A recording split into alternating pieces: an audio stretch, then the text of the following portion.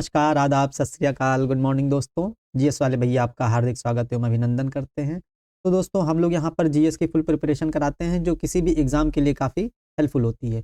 उसी के तहत हम लोग जो है पॉलिटी का सेक्शन पढ़ रहे थे जिसमें राष्ट्रपति के सेक्शन तक हम लोग पूरा बहुत अच्छे तरीके से कंप्लीट कर चुके हैं। उसमें मल्टीपल टाइम्स रिवीजन और एमसीक्यूज भी सॉल्व कर चुके हैं और अब इसकी बारी आती है वन लाइनर की। तो दोस्तों ये सारे सेशन जो है आपके सारे अपकमिंग एग्जाम के लिए, चाहे जो आरओ एआरओ का हो, यूपी पीसीएस का हो या एसएससी जीडी का हो या जो पुलिस कांस्टेबल का एग्जाम होने वाला है, उन सब के लिए ये सेशन बहुत महत्वपूर्ण होने वाला है। और एक एक सेशन हमारा बहुत महत्वपूर्ण है क्योंकि उसमें एमसीक्यूज और वन लाइनर के साथ सारी थ्योरी बहुत अच्छे तरीके से समझाई गई है, जिसमें प्रीवियस ईयर क्वेश्चंस भी रखे गए हैं और एक्सपेक्टेड क्वेश्चंस भी रखे गए हैं जो एग्जाम में आने वाले हैं। और दोस्तों हम अलग से जो है आरओ का प्रैक्टिस सेट भी करा रहे हैं। उसमें हिंदी और जीएस की अलग अलग प्रैक्टिस सेट है जो कि जिस किसी भी एग्जाम में जीएस पूछी जाती है, चाहे एसएससी जीडी हो, चाहे पुलिस कांस्टेबल हो, उस सब में, चाहे आरओ हो, चाहे पीसीएस का हो, उन सब में काफी हेल्पफुल होता है। फुल डिटेलिंग के साथ, फुल मैपिंग के साथ वहां पर प्रैक्टिस कराई जा रही है जो आप लोगों के लिए मस्ट है देखना। ठीक है दोस्तों, तो अब हम लोग अपने सेशन की ओर आगे बढ़ते हैं वन लाइनर क्वेश्चंस की तरफ। दोस्तों हम लोगों का पहला क्वेश्चन है, कौन सा अनुच्छेद यह उपबंध करता है कि भारत का एक राष्ट्रपति होगा? तो अनुच्छेद 52 में कहा गया है कि भारत का एक राष्ट्रपति होगा। ठीक। दूसरा है, राष्ट्रपति के निर्वाचन किस पद्धति के आधार पर होता है? राष्ट्रपति का निर्वाचन अनुपातिक प्रतिनिधित्व पद्धति की एकल संक्रमणीय मत द्वारा होता है। और ये किस अनुच्छेद में कहा गया है? ये अनुच्छेद 55 में कहा गया है। और अनुच्छेद 54 में निर्वाचक मंडल है, लेकिन ये अनुच्छेद 55 में क्या है? निर्वाचन की रीति। और रीति क्या है? ये है अनुपातिक प्रतिनिधित्व की एकल संक्रमणीय मत प्रणाली। ठीक है। तीसरा है, अनुपातिक प्रतिनिधित्व प्रणाली निर्वाचन प्रक्रिया में क्या सुनिश्चित करती है? ये अनुपातिक प्रतिनिधित्व अल्पसंख्यकों के प्रतिनिधित्व को सुनिश्चित करती है। ठीक है, ये बहुत इंपॉर्टेंट है, ध्यान देना है। चौथा है, किस संविधान संशोधन द्वारा राष्ट्रपति के निर्वाचक मंडल में राष्ट्रीय राजधानी दिल्ली क्षेत्र और संघ क्षेत्र पांडिचेरी की विधानसभा के सदस्यों को भी शामिल किया गया? ये 70th संविधान संशोधन बहुत इंपॉर्टेंट पूछा जाता है क्वेश्चन, और बहुत अच्छा क्वेश्चन भी है कि किस संविधान संशोधन के माध्यम से दिल्ली और पांडिचेरी की विधानसभाओं को राष्ट्रपति के निर्वाचक मंडल में भाग लेने की हिस्सेदारी दी गई? तो 17वां संविधान संशोधन। और इसी से संबंधित एक क्वेश्चन और पूछता है कि 69 संविधान संशोधन के बारे में, कि किस संविधान संशोधन के द्वारा दिल्ली और पांडिचेरी में विधानसभा या मंत्रिमंडल की व्यवस्था की गई थी? तो वो 69 संविधान संशोधन।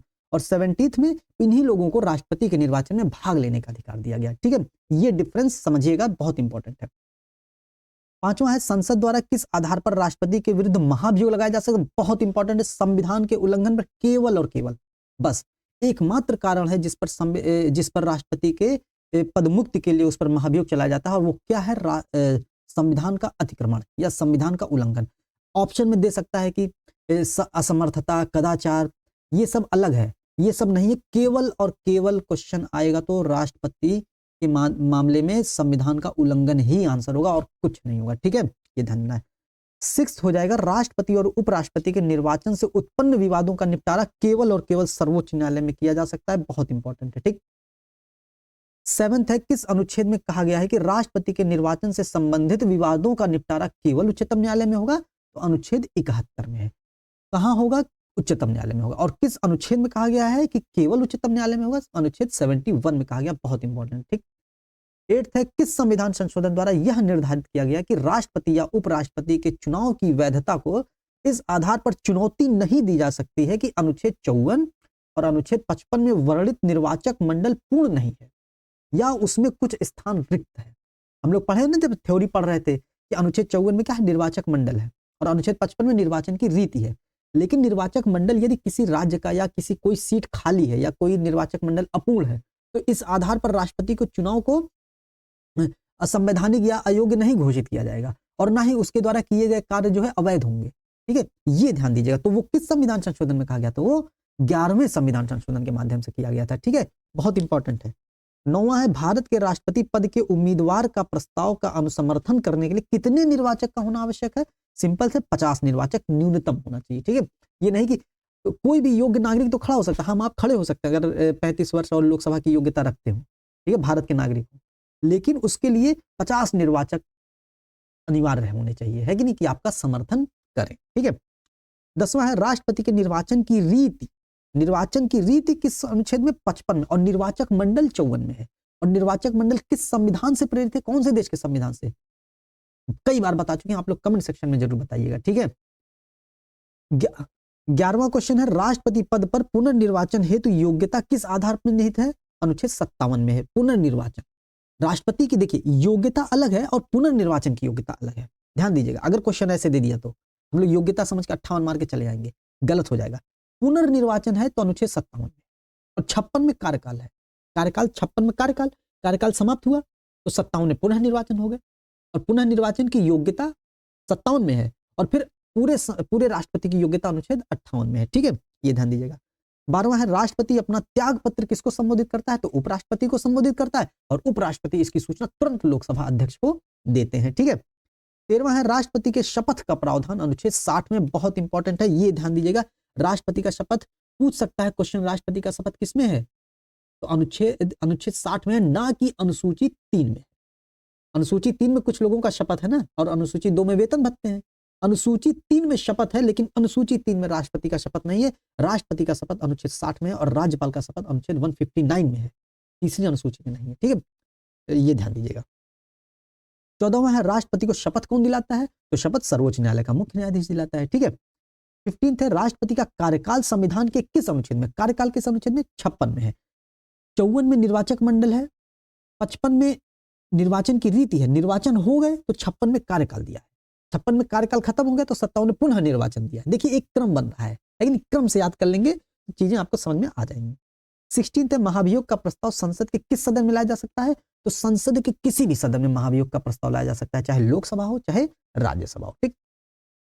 राष्ट्रपति की योग्यता संविधान के किस अनुच्छेद में? तो अनुच्छेद 58 में है, ठीक।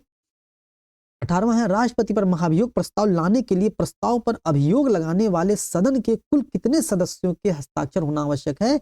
1/4 सदस्य का हस्ताक्षर होना आवश्यक है। क्यों? अच्छा ये देखिए, कुल सदन के कितने सदन, मतलब किसी भी सदन में, ठीक है, अभियोग का प्रस्ताव किसी भी सदन में लाया जा सकता है, और जिस सदन में लाया जाएगा उस सदन के 1/4 सदस्य पहले उस पर समर्थित होने चाहिए, उस पर हस्ताक्षर किया होना चाहिए, तब जाके 14 दिन पहले राष्ट्रपति को सूचना दी जाएगी आपके खिलाफ महाभियोग प्रस्ताव लाया जा रहा है, ठीक है। ये सब चीजें ध्यान देनी है, क्वेश्चन एग्जामिनर एग्जाम में ऐसे फंसा सकता है क्वेश्चन, ठीक है। 1/4 सदस्य, और 1/4 सदस्य है ना दोस्तों ये, तो इसी को 14 कर देंगे तो 14 दिन पहले, और इसी में एक पाई खींच देंगे तो 1/4 सदस्य हो गया, है कि नहीं? कितना आसान है याद करना, दिमाग लगाना ही नहीं है।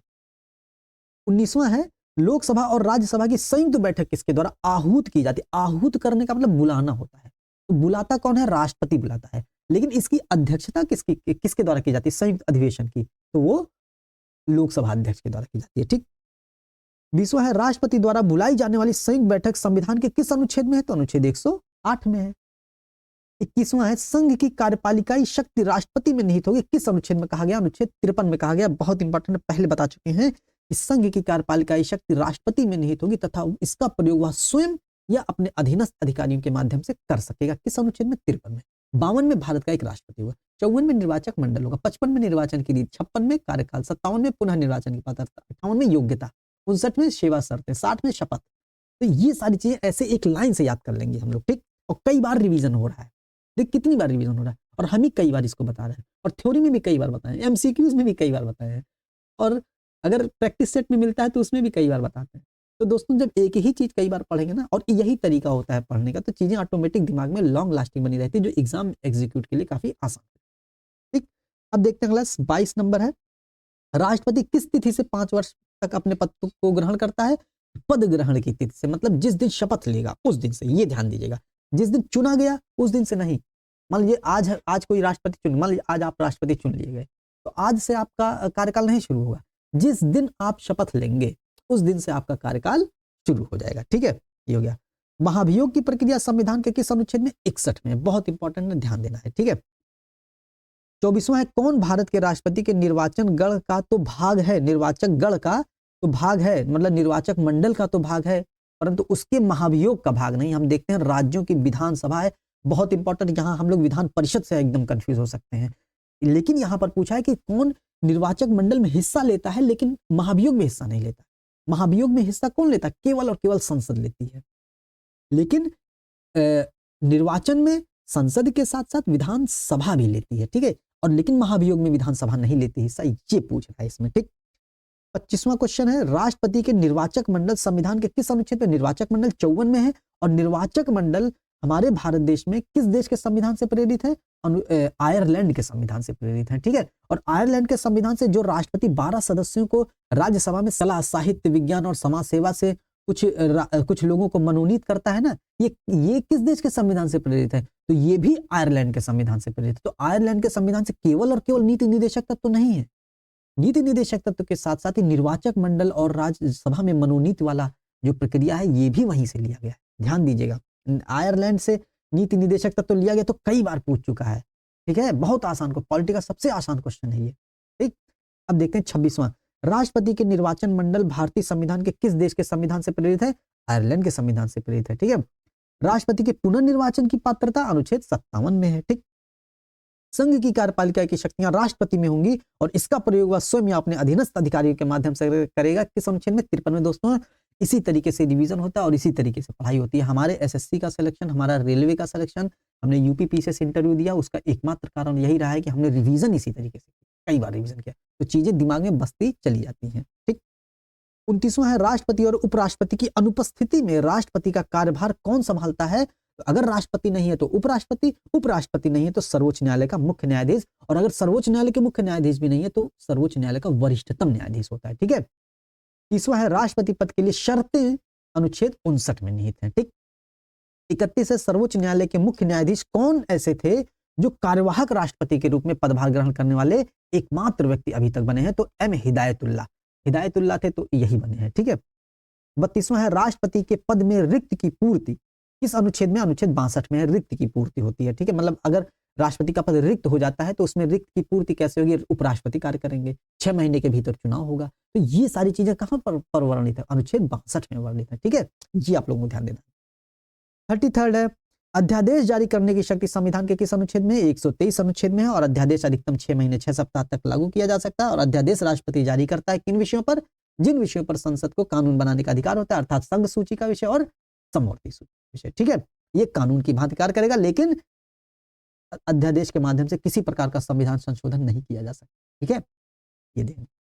34, राष्ट्रपति के रूप में सबसे लंबी अवधि तक कौन कार्य किया था? इंपॉर्टेंट, राजेंद्र प्रसाद ने। सरल भी है, 1950 से 62 तक, ठीक। उपराष्ट्रपति का राष्ट्रपति के रूप में कार्य करना किस अनुच्छेद में? अनुच्छेद 65 में। जब हम उपराष्ट्रपति पढ़ेंगे तो उसमें है। दोस्तों बहुत इंपॉर्टेंट क्वेश्चन है ये सारे, चाहे आप किसी भी प्रकार का एग्जाम दे, सभी पूछा जाएगा। हमारी जो प्लेलिस्ट है एग्जाम टाइम और जो भी प्लेलिस्ट है आरओ का, ये जो भी अभी पुलिस कांस्टेबल की एक प्लेलिस्ट बन जाएगी, उसमें हम सारे ये सब जो एमसीक्यूज वन लाइनर कराए हैं वो सारे उसमें रख देंगे। तो आप लोगों के लिए मस्ट है वो चीज देखना, ठीक है। 36, राष्ट्रपति के रूप में सबसे कम अवधि तक किसने कार्य किया? सबसे ज्यादा राजेंद्र प्रसाद, सबसे कम अवधि डॉक्टर जाकिर हुसैन, 1 वर्ष 11 माह। और प्रथम मुस्लिम राष्ट्रपति ये भी थे, ठीक है। राष्ट्रपति लोकसभा को भंग कर सकता है किस आधार पर? केंद्रीय मंत्रिमंडल की अनुशंसा पर ही राष्ट्रपति लोकसभा को भंग कर सकता है, ठीक। 38, राष्ट्रपति के निर्वाचन संबंधी विवादों का निपटारा केवल और केवल सर्वोच्च न्यायालय में और किस अनुच्छेद में निहित है? यह अनुच्छेद 71 में निहित है, ठीक है। ये ध्यान देना है। 39 है, संविधान के किस अनुच्छेद के अनुसार राष्ट्रपति संघीय मंत्रिपरिषद की सलाह मानने के लिए बाध्य होगा? तो अनुच्छेद 74(1) में 42वें संविधान संशोधन 1976 के द्वारा इंदिरा गांधी ने यह प्रावधान कर दिया था कि राष्ट्रपति को मंत्रिपरिषद की सलाह मानना बाध्य ही होगा। और उसके बाद फिर मोरारजी देसाई की सरकार आती है 1978 में, 44वां संविधान संशोधन कर देते हैं, कहते हैं कि नहीं, राष्ट्रपति एक बार मंत्रिपरिषद के विचार को पुनर्विचार के लिए भेज सकता है और उसके बाद यदि वो पुनः वापस राष्ट्रपति के पास आता है तो राष्ट्रपति उस पर हस्ताक्षर करने के लिए बाध्य होंगे, ठीक है। ये चीज हमको ध्यान देना है। 40 है, संविधान के किस अनुच्छेद के तहत यह प्रावधान किया गया है कि असाधारण परिस्थितियों में राष्ट्रपति राज्यपाल की कृतियों का निर्वहन हेतु उपबंध कर सकते हैं? तो यह अनुच्छेद 160 है, बहुत इंपॉर्टेंट है, ठीक है। और 41वां, राष्ट्रपति और राज्यपाल को विशेषाधिकार संविधान के किस अनुच्छेद में है? 361 में है, जब राष्ट्रपति और राज्यपाल को दीवानी और फौजदारी मामलों से कुछ छूटें दी गई हैं, ठीक है। ये हमको ध्यान देना। और ये अनुच्छेद 14 का अपवाद है। अनुच्छेद 14 मतलब विधि के समक्ष समानता का अपवाद है ये, ठीक, ध्यान देना है। 42वां है, भारत के राष्ट्रपति किस एकमात्र मामले में जेबी वीटो की शक्ति का प्रयोग किए थे? तो डाकघर संशोधन विधेयक 1986 में ज्ञानी जैल सिंह के द्वारा राजीव गांधी सरकार के विरुद्ध ये किया गया था, ठीक। 43, राष्ट्रपति द्वारा संसद के सत्र को बुलाना, सत्रावसान और विघटन किस अनुच्छेद में? अनुच्छेद 85 में है, ठीक है। बहुत इंपॉर्टेंट है, ध्यान देना है। अनुच्छेद 85, 86, 87 तीनों एक दूसरे से रिलेटेड है, इंपॉर्टेंट है, अभी आगे भी आएगा, बता देंगे। 44वां, राष्ट्रपति पर महाभियोग प्रस्ताव लाने के कितने दिन पहले लिखित सूचना देना है? 14 दिन पहले। और कितने सदस्यों का हस्ताक्षर होना चाहिए? इसी के बीच में एक पाई खींच दीजिए, तो 1/4 सदस्यों का हस्ताक्षर होना चाहिए। ठीक। 45वां, इस मामले में सर्वोच्च न्यायालय ने यह निर्धारित किया कि राष्ट्रपति की पदावधि समाप्ति से पहले उसका चुनाव करा लेना चाहिए। मतलब राष्ट्रपति का पद समाप्त होने वाला है तो उसके 6 महीने पहले हमें उसका चुनाव करा लेना चाहिए इन री प्रेसिडेंशियल इलेक्शन, इस मामले में कहा गया था। ठीक है। 46 है, संविधान के अनुसार राष्ट्रपति का पद रिक्त हो जाने पर यथासंभव कितने समय में नया चुनाव हो जाना चाहिए? तो 6 माह के अंदर चुनाव हो जाना चाहिए। 47वां है, राष्ट्रपति का विशेष अभिभाषण अनुच्छेद 87 में है। अनुच्छेद 85 में क्या था? संसद के सत्र को बुलाना, आहूत करना, सत्रावसान और विघटन करना। और संसद के सत्र का स्थगन कौन करता है? लोकसभा अध्यक्ष। स्थगन और विघटन में हम लोग कंफ्यूज होते हैं। स्थगन का मतलब क्या होता है? कार्यवाही को रोक देना और उसको अनिश्चित काल के लिए या कुछ निर्धारित समय के लिए संसद के कार्य को स्थगित कर देना है या टाल देना, पोस्टपोन कर देना, वो स्थगन हो जाता है। ठीक है, ये हमको ध्यान। और विघटन पूरी लोकसभा का विघटन हो जाता है। तो विघटन का अधिकार राष्ट्रपति को है, लेकिन संसद के सत्र का स्थगन जो है वो तो लोकसभा की कार्यवाही आ जाती है ना, तो वो लोकसभा अध्यक्ष करता है। ठीक, ये चीज ध्यान देनी है। 85 हो गया। 86 में क्या है? 86 में राष्ट्रपति का दोनों सदनों को अभिभाषण है, लेकिन विशेष अभिभाषण अनुच्छेद 87 में। विशेष अभिभाषण कब कब दिया जाता है? जब नई लोकसभा चुनी जाती है और उसके बाद जब उसका प्रथम सत्र होता है, ये हो गया एक। और दूसरा हो गया जब हर साल प्रत्येक वर्ष की जो पहली जो है बैठक होती है संसद की, उसमें राष्ट्रपति जो होते हैं अभिभाषण कहते हैं। ये दो अवसर हो गए जो विशेष अभिभाषण। ठीक है, ध्यान देना, ये विशेष अभिभाषण 87 हो गया। ठीक।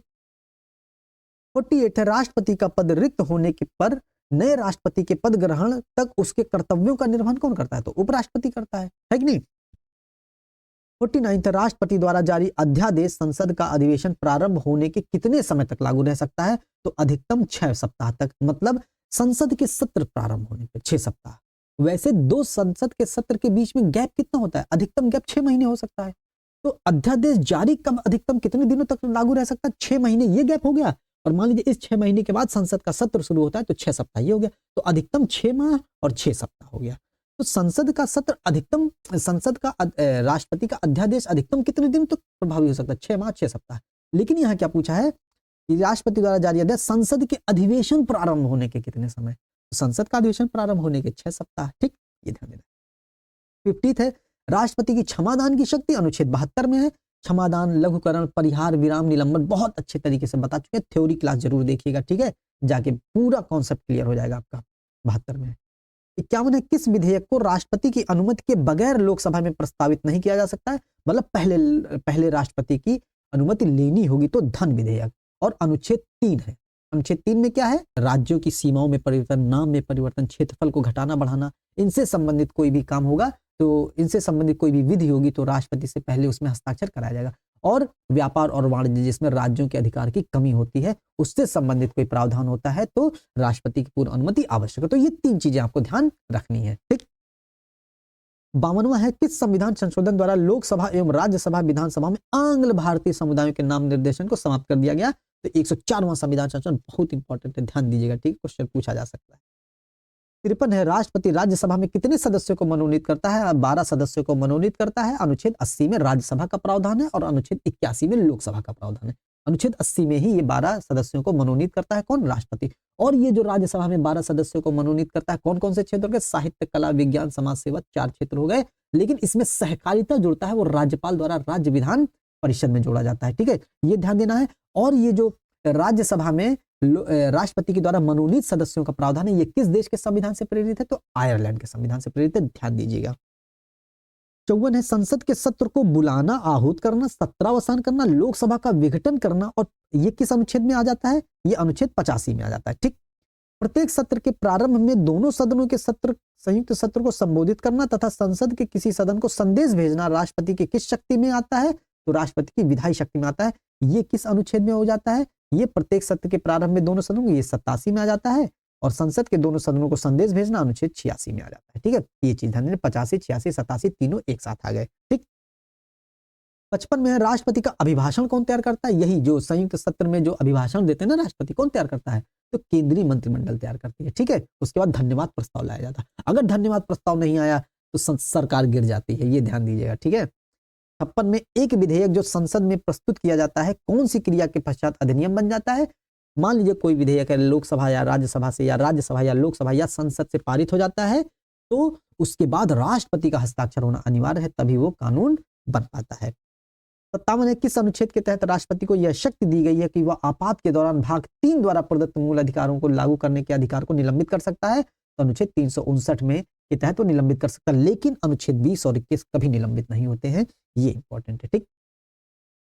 58 है किस संशोधन द्वारा यह व्यवस्था की गई कि मंत्रिमंडल द्वारा राष्ट्रपति जो भी परामर्श दिया जाएगा राष्ट्रपति मंत्रिमंडल को उस पर दोबारा विचार करने के लिए कह सकेंगे, लेकिन पुनर्विचार के पश्चात मंत्रिमंडल राष्ट्रपति को जो भी परामर्श देगा राष्ट्रपति उसे परामर्श की अनिवार्यता स्वीकार करेंगे। अभी बताए थे ऊपर कि 44वें संविधान संशोधन के द्वारा पुनर्विचार की बात की गई थी, है कि नहीं? और 42वें संविधान संशोधन बाध्यता की बात की गई, इंदिरा गांधी थी, इंदिरा गांधी ने बाध्यता की बात की थी 42वें संविधान संशोधन में। उसके बाद मंत्रिमंडल की तानाशाही ना बढ़े, संसद की तानाशाही ना बढ़े, इसी वजह से मोरारजी देसाई की सरकार ने 44वां संविधान संशोधन किया और इसके तहत किया कि मंत्रिमंडल के परामर्श को राष्ट्रपति एक बार पुनर्विचार के लिए भेज सकता है, परंतु पुनर्विचार के बाद यदि राष्ट्रपति के पास जाता है तो राष्ट्रपति उस पर हस्ताक्षर करने के लिए बाध्य होंगे। ठीक है, ये चीज आप लोगों को समझनी है। 59 तक किस वाद में उच्चतम न्यायालय ने यह निर्धारित किया कि राष्ट्रपति कार्यपालिका का संवैधानिक प्रधान होता है? हम लोग पढ़े कार्यपालिका का संवैधानिक प्रधान कौन होता है? राष्ट्रपति। और वास्तविक कार्यपालिका की शक्ति मंत्रिमंडल में निहित होती है, मतलब प्रधानमंत्री में। तो ये किस केस में कहा गया? तो राम जवाया केस में कहा गया, बहुत इंपॉर्टेंट, राम जवाया बनाम भारत संघ केस में कहा गया। ठीक, मतलब राष्ट्रपति संवैधानिक प्रमुख होता है और वास्तविक प्रमुख प्रधानमंत्री होता है मंत्रिपरिषद सहित। ठीक। 60 है भारतीय संविधान के किस अनुच्छेद के अंतर्गत राष्ट्रपति संसद के दोनों सदनों द्वारा पारित किसी बिल पर अपनी स्वीकृति रोक सकता है? तो अनुच्छेद 111। अनुच्छेद 111 के तहत जब कोई विधेयक संसद से पास होकर राष्ट्रपति के पास जाता है तो राष्ट्रपति उस पर अनुमति दे सकते हैं, अनुमति रोक सकते हैं या उसको अपने पास जेबी वीटो के रूप में रख सकते हैं। ठीक है, ये ध्यान देना है। सर्वसम्मति से चुने जाने वाले एकमात्र राष्ट्रपति थे नीलम संजीव रेड्डी। हम इसमें कंफ्यूज हो जाते थे, वीवी गिरी है कि नीलम रेड्डी है, तो नीलम रेड्डी हमने ऐसे याद कर लिया, लेकिन है पुरुष ये नीलम रेड्डी, लेकिन नाम इनका नीलम हम लोग अमूमन सुनते हैं कि महिलाओं का नाम है, लेकिन पुरुष है, ये ध्यान दीजिएगा। तो हमने सोचा, हम पहले सोचते थे ऐसा कि महिला थी तो लोगों ने कह दिया चलो सर्वसम्मति से चुन लिए गए, तो इस तरीके से हमको ये चीज याद हो गई, लेकिन पुरुष है ये। चीफ ऑफ डिफेंस स्टाफ तीनों सेनाओं की सेवाओं के विषय में किसके सैन्य सलाहकार हैं? तो राष्ट्रपति, क्योंकि तीनों सेनाओं का सर्वोच्च समादेश राष्ट्रपति में ही निहित होता है। राष्ट्रपति भवन का डिजाइन एडविन लुटियंस ने किया था। 64 है भारतीय संविधान का कौन सा अनुच्छेद राष्ट्रपति को उच्चतम न्यायालय से परामर्श करने की अनुमति देता है? तो अनुच्छेद 143। ठीक है, और सर्वोच्च न्यायालय के द्वारा दिया गया परामर्श राष्ट्रपति के लिए बाध्य है, नहीं है, बाध्य नहीं है। ठीक है, ये ध्यान दीजिएगा। 65 भारत के राष्ट्रपति जो लोकसभा के अध्यक्ष भी रहे नीलम संजीव रेड्डी रहे। ठीक। कार्यवाहक राष्ट्रपति के रूप में कार्य करने वाले कौन राष्ट्रपति थे? कार्यवाहक रूप में बहुत इंपॉर्टेंट, ध्यान दीजिए, वीवी गिरी थे, एम हिदायतुल्लाह थे और बीडी जत्ती थे। गिरी तुल्ला जत्ती थे। ठीक है, ध्यान दे लीजिए, गिरी तुल्ला और जत्ती। ठीक, ये हो गया। 67 है भारत के राष्ट्रपतियों में कौन दार्शनिक राजा और दार्शनिक शासन के रूप में जाना जाता है? बहुत इंपॉर्टेंट है, इसको एमसीक्यूज में कराए हैं, इसको जो आरओ का प्रैक्टिस सेट करा रहे थे उसमें भी ये क्वेश्चन मिला था। मतलब दोस्तों, हमारा जितने भी अभी तक हमने प्रैक्टिस सेट कराए हैं उसमें जितने भी हमारे टॉपिक से क्वेश्चन आए हैं, चाहे किसी भी कोचिंग का आप करिएगा, उसमें से बाहर नहीं जाएगा। और इसका उदाहरण आरओ का जो प्रैक्टिस सेट हम करा रहे हैं उसमें आप देख लीजिएगा। ठीक है, DIS का, और कोई भी कोचिंग का किसी भी एग्जाम भी आप देंगे उसमें भी यही हाल होगा। ठीक है, अभी GS वर्ल्ड का भी कराएंगे, उसमें भी आप देखिएगा। तो इसके कौन आंसर है? डॉक्टर सर्वपल्ली राधाकृष्णन, इन्होंने पुस्तक लिखी थी इंडियन फिलॉसफी। 68 भारतीय संविधान में राष्ट्रपति का वही स्थान है जो इंग्लैंड के संविधान में वहां के सम्राट का है। वह राष्ट्र का प्रधान होता है किंतु राष्ट्र का शासक नहीं होता है। राष्ट्र का प्रधान, राष्ट्र का अध्यक्ष कौन होता है? राष्ट्रपति होता है, लेकिन राज्य का अध्यक्ष कौन होता है? प्रधानमंत्री होता है। सामान्यतः वह मंत्रिपरिषद की मंत्रणा से बाध्य होता है, ये भी सही बात है। वह इसकी सलाह के विरुद्ध कुछ नहीं कर सकता है, ये भी सही बात है। वह उनकी सलाह के बिना कुछ नहीं कर सकता है। संविधान सभा में राष्ट्रपति, ये लाइन गलत लिखिए, ठीक है, ये लाइन नहीं होगी। ठीक, कर सकता है। संविधान सभा में राष्ट्रपति की स्थिति यह किसने कहा था? ये डॉक्टर भीमराव अम्बेडकर ने कहा था। ठीक है, ये आपको ध्यान देना है। 69 है राष्ट्रपति द्वारा राष्ट्रीय आपात की घोषणा किस आधार पर की जाती है? राष्ट्रीय आपात अनुच्छेद 352 के तहत जब मंत्रिमंडल लिखित परामर्श देगी। बहुत इंपॉर्टेंट है, लिखित परामर्श आपके क्वेश्चन के आंसर में लिखा होना चाहिए। ठीक है, तभी आप उसको आंसर टिक करेंगे। ठीक। 70 है राष्ट्रपति द्वारा जारी वित्तीय आपात अनुच्छेद 360 की घोषणा किस आधार पर की जाती है? मंत्रिपरिषद के परामर्श पर। यहाँ लिखित लिखा नहीं है, ठीक, लिखित नॉट लिखित। रक्षा बलों का सर्वोच्च समादेश राष्ट्रपति में निहित होता है। इस तरीके से हम लोगों ने दोस्तों 71 क्वेश्चन इसके और 50 क्वेश्चन एमसीक्यूज कर लिए हैं और थ्योरी में भी मल्टीपल टाइम्स रिवीजन कर लिए हैं, जो कि आपके आने वाले अपकमिंग एग्जाम के लिए बहुत इंपॉर्टेंट है। किसी भी प्रकार का आप एग्जाम दे दोस्तों, चाहे आरओ, चाहे यूपीपीसी, चाहे पुलिस कांस्टेबल, चाहे एसएससी जीडी, अन्य किसी भी कंपटीशन एग्जाम की आप तैयारी कर रहे हो, सबके लिए बहुत इंपॉर्टेंट सेशन है ये। तो दोस्तों इस तरीके से हम लोगों का राष्ट्रपति का चैप्टर खत्म होता है। अगले चैप्टर में मिलते हैं उपराष्ट्रपति की कुछ अधिकारों के साथ, शक्तियों के साथ, कुछ प्रक्रियाओं के साथ। तो उम्मीद करते हैं सेशन आपको पसंद आया होगा। सेशन को लाइक कीजिएगा, शेयर कीजिएगा, सब्सक्राइब कीजिएगा। मिलते हैं अगले सेशन में। जय हिंद, जय भारत।